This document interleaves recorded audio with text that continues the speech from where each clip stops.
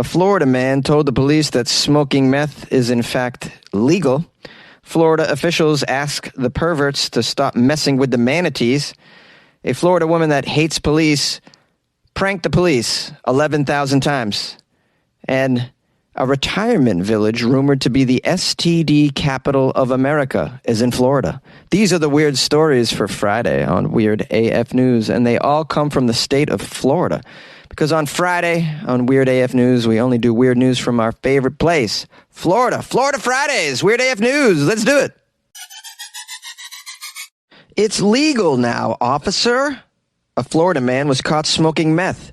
He told the cops, "It's legal now, guys." Do you think they believed him, or did the Florida man get into some trouble smoking this meth? Let's find out in the story what happened when he told the police, "It's legal now, guys." When he told them basically, "Well, I didn't know I couldn't do that, officer." You're going to let me go now, right? Our Florida man, star of the story, enjoys smoking meth. He smokes meth all the time. Picture him smoking meth. Perhaps he has a Florida state tattoo on his left cheek. He's probably wearing no pants. Picture him in your mind, guys. The Florida man, smoking meth. Perhaps he doesn't realize that it's not legal to smoke meth. Let's find out if he really believes that. This Florida man caught in the act of smoking meth told the police not to worry about it because the laws have changed recently in his favor. He's all up on the laws. He's 31-year-old Enzo Zabala Cardoza. Wow, I really nailed that in one try. Very impressed with myself.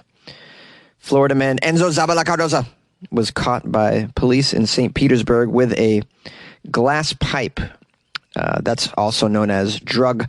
Say it with me, guys. Drug what? Say it with me, guys. Drug paraphernalia. He's got some paraphernalia. You can always find paraphernalia on a Florida man, in a Florida man's pockets if he's wearing pants. That's usually not the case, though. So Enzo here was caught with some drug paraphernalia pressed against his lips, trying to light the contents inside of the drug paraphernalia. According to the arrest affidavit, the police attempted to speak to Florida man Enzo about that drug paraphernalia and what it contained.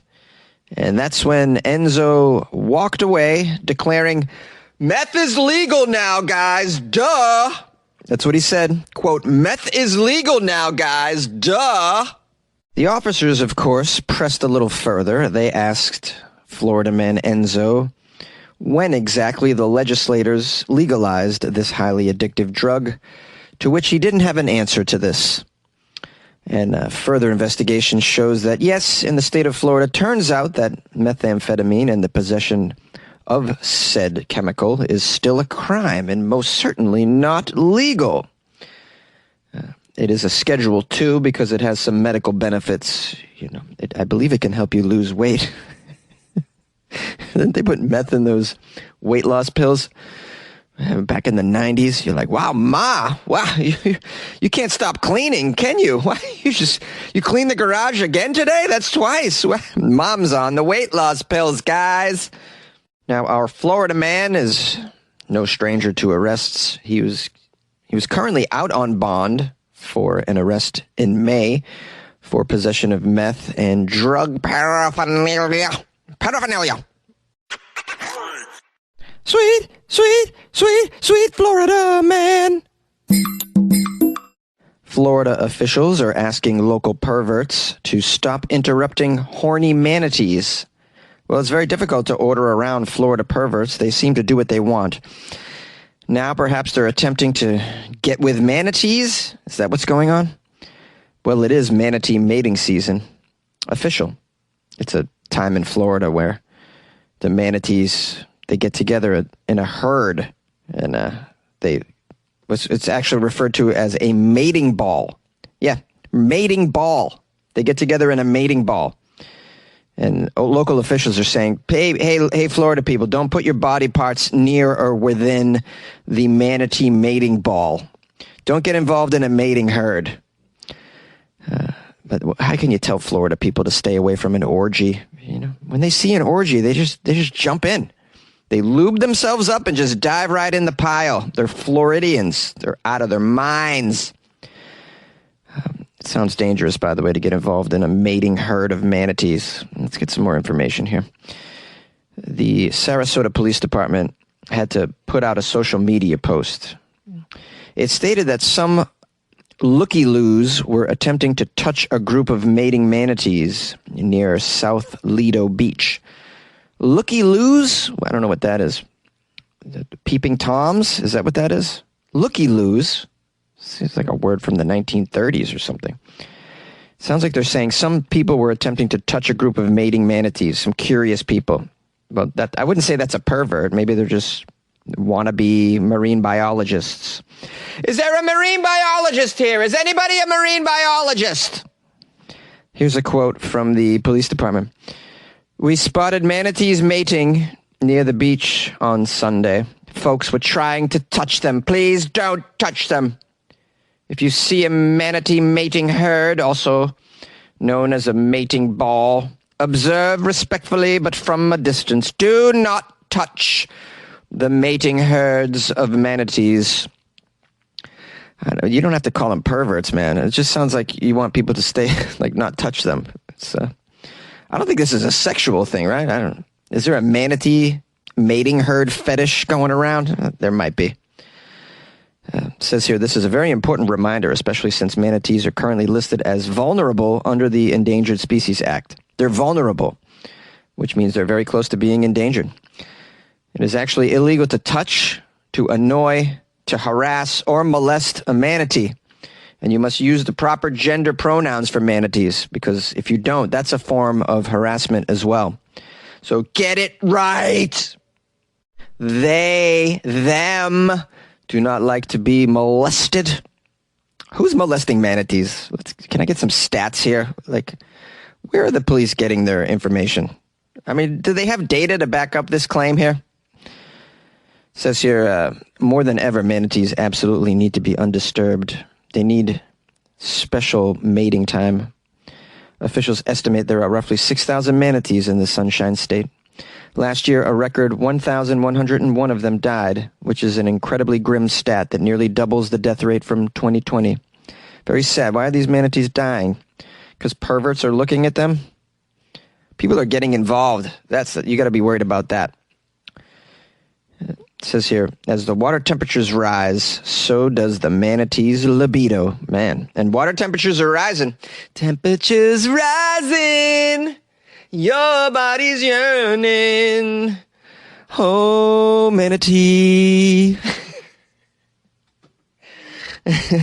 I spot a mating herd.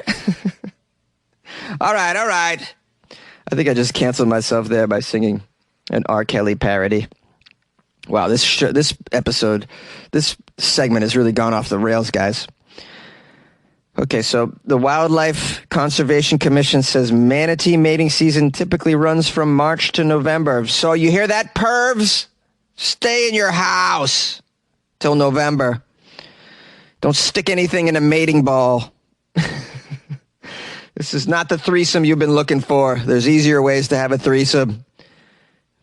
I definitely don't want to get involved sexually with manatees, man. I don't think you're going to live through the romp.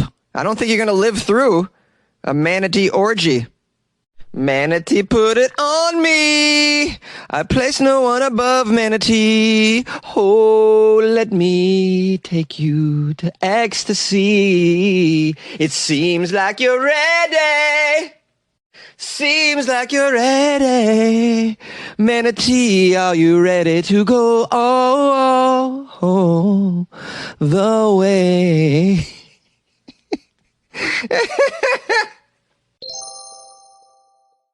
A Florida woman called the police over 10,000 times to tell them that they suck. This is called Florida commitment.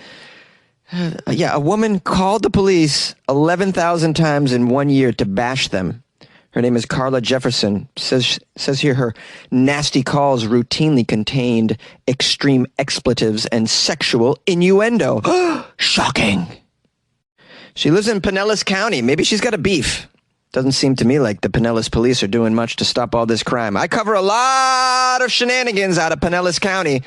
Maybe the police aren't doing the right things over there in Pinellas.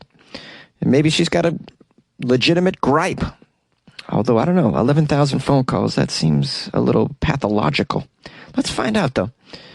The article says there are cop haters, and then there are extraordinarily rabid cop haters.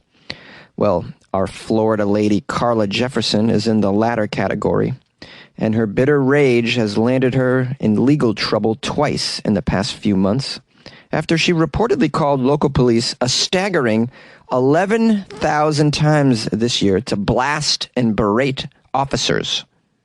My question is, why didn't the police just block her call after, I don't know, 100? Can't you block that number? The police don't have call blocking over there at the headquarters? Why don't you go over, or trace the number, go over her house after the 1,000th time, maybe the 1,000th time? Go over her house, get to the bottom of this. Last I checked, 911 misuse is a criminal offense, correct? I've covered a lot of stories on Weird AF News of people misusing 911. They called 911 when KFC ran out of chicken. Do you remember that? That is kind of an emergency, though. I can see that. It says here, Carla Jefferson is 50 years old and persistently dials the non-emergency lines. Oh, she's not dialing 911. It's the non-emergency line of the St. Petersburg Police Department and the Pinellas County Sheriff's Office. So not 911, which is a crime. I guess if you call the non-emergency number, tell them they're a bunch of fatties. I guess that's not illegal, right? This is pathological, though. This is some pathology. Says here, anyone who answered the non-emergency line at the police department or the county sheriff's office would be greeted by a relentless woman, they describe her as, who harasses, belittles, swears at, and argues with whoever picks up the phone, according to the criminal complaint. Now, many cities across the country have their own versions of Carla Jefferson, but 11,000 phone calls in less than a year demonstrates the vile contempt that she apparently has for the law enforcement profession. Although such statistics are not kept, Jefferson criminal behavior might be record-setting. She reportedly placed 512 calls over one single 24-hour period last month, according to the criminal complaint. 512 calls in one day. Well, now, if you divide that by 8, let's say she was working an 8-hour day as a telemarketer, a harassment telemarketer. It's a new position I just made up. That's 64 calls an hour. That's more than one call a minute. No one blocked her number? Nobody traced it and went over there, have a little conversation with the lady that's calling you every minute and harassing you and using, as, according to the report, sexual innuendos. I get robocalls. I block them. I got a long block list of robocallers. Robots. I assume they're robots, right? That's why we call them robocalls. Seems like a strange way to deploy a robot. We've been waiting for robots to be made so we can, they can help us with all of life's chores and stuff. Instead, we're using them to call each other. What's going on, guys? Why isn't the sex robot on the market, man? Come on, let's get it together. Sex robots, then robocall robots. You like podcasts? You're listening to my podcast. Maybe you thought to yourself, I'd like to make a podcast. Too difficult. No, not with Anchor. Anchor has free creation tools that allow you to record and edit your podcast from your phone or your computer. Anchor distributes your podcast to Apple, Spotify, Stitcher, and more. They have advertising integration, so you can even make a little money off your podcast. Everything you need to make a podcast in one place. Download the free Anchor app or go to anchor.fm to get started. And good luck with your podcast. Good luck with your creation. Good luck with your life, man. One Florida man is sick and tired of being told that he lives in the STD capital of America. Friends up north and across Tampa Bay laughed when Brian Lafferty revealed where he'd bought a new home. His daughter in Boston called to express concern as well. Even his ex-wife asked him about it. Here's a quote from Lafferty.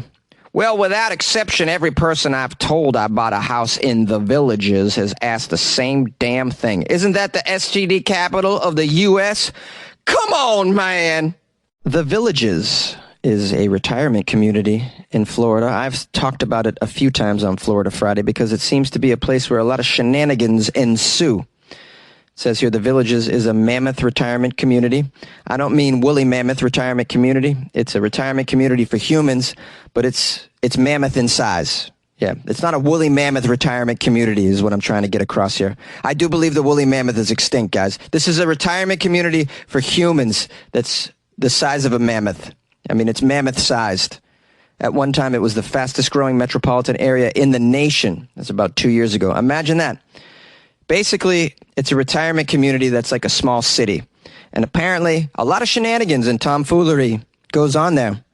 Legend has it, the retirement community has a lot of swingers living there. There's been stories of public sex in that place for decades as well. But perhaps no myth is more ubiquitous or more enduring than the idea of rampant rates of sexually transmitted diseases in the Village.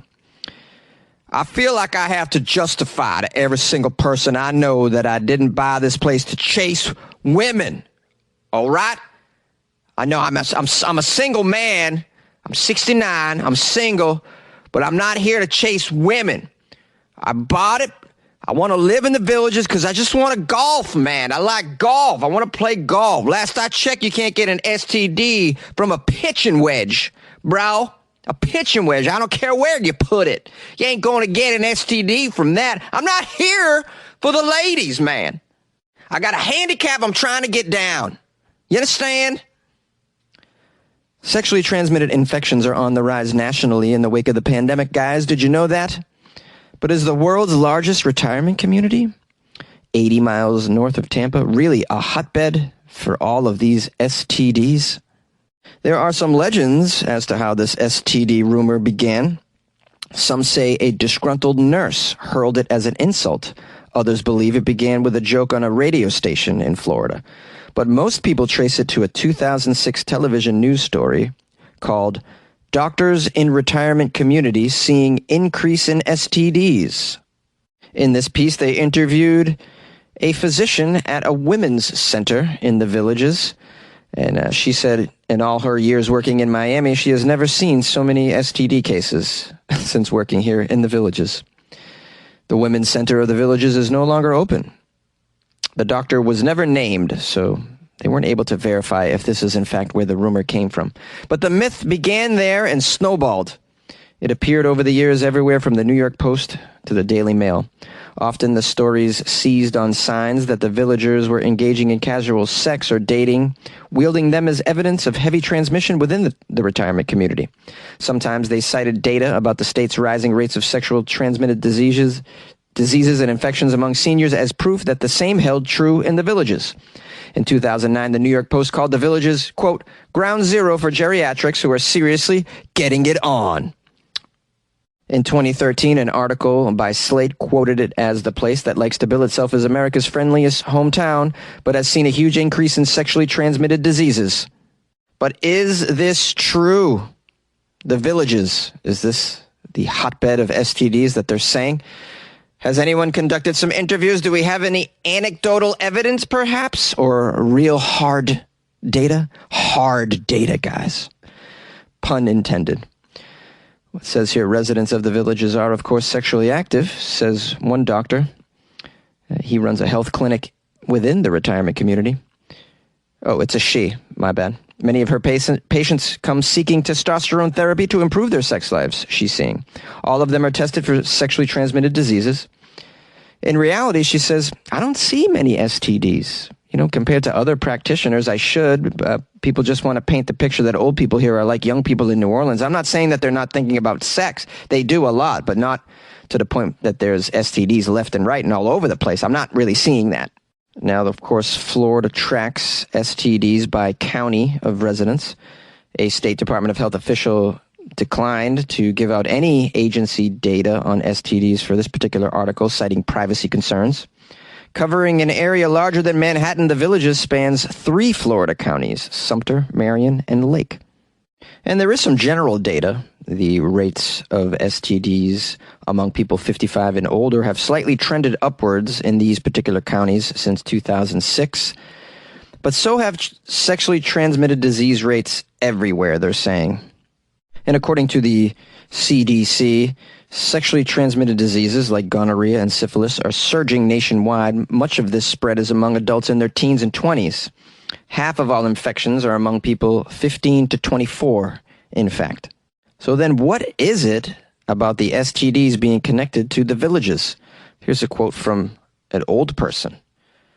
This really has nothing to do with concern about high STD rates. It has to do with old people having sex. People who are older are just people who are older. They should be treated with respect, not as some kind of caricature. Another old person said, well, I think there's a little bit of jealousy from the outside. Oh, you don't want to move there? There's STDs. It's utopia here. It's safe and everyone's happy. I think that fueled some of those rumors. Well, if you guys are interested in getting to the bottom of this, I suggest you listen to all of the Florida Friday episodes going back years and, getting all that data, all the STD stories that came out of the villages that I covered, put them all together in a document. Now we have some hard data, guys. I got gonorrhea from a bingo board and nobody cared, cause it's the villages. STDs are everywhere and nobody cares. In the villages there's STDs and everywhere and nobody cares. Yay! Oh, lordy. Thank you for joining me. You've made it all the way to the outro, my friends and my loyal listeners, and I applaud you for doing that. It's a lot of work to get here. Thanks for sticking with me. Thanks for sticking with Weird AF News. I appreciate you. And I want to thank everyone who sent me Florida articles leading up to today. You've definitely contributed to the quality of this particular episode, I think. We're doing the best we can, guys. Leading you into the weekend with some weird Florida news. Or maybe it's already the weekend you're listening while you're by the pool drinking one of those, they're called zombies. They have an umbrella. They're very strong. Try one. As for me, I'm gonna be high, so high. I'm gonna be free to know the things I do alright. Wanna be free. You know it, right? Yeah, I'm gonna go to karaoke, I think. It's been a while. I'd like to get my karaoke game on. I take it very seriously, guys. Very seriously. Sometimes I'll rent a karaoke room just for myself to practice. Just kidding. I'm not that crazy. I do love it, though. If I ever come to your town, I'm going to ask you at one point, what's the karaoke situation? Where can we go? Yeah. And then I expect you to take me and ply me with beverages and just be my audience for a night. Doesn't that sound like a good time, guys? All right, I'm clearly out of my mind today. Well, I'm glad you joined me. There's a lot of podcasts out there. You could have skipped over to another more interesting, more highly produced situation, but you stuck it out with me, and I appreciate that. If you want to support the show because you've made it this far, hell, might as well go the distance. You can join my Patreon. That's right. That's a way to support the show. Keep Jonesy filled with caffeine. Right? Caffeine. That's what we want. That's patreon.com/weirdafnews, or you could just go to weirdafnews.com. Click on the Patreon banner.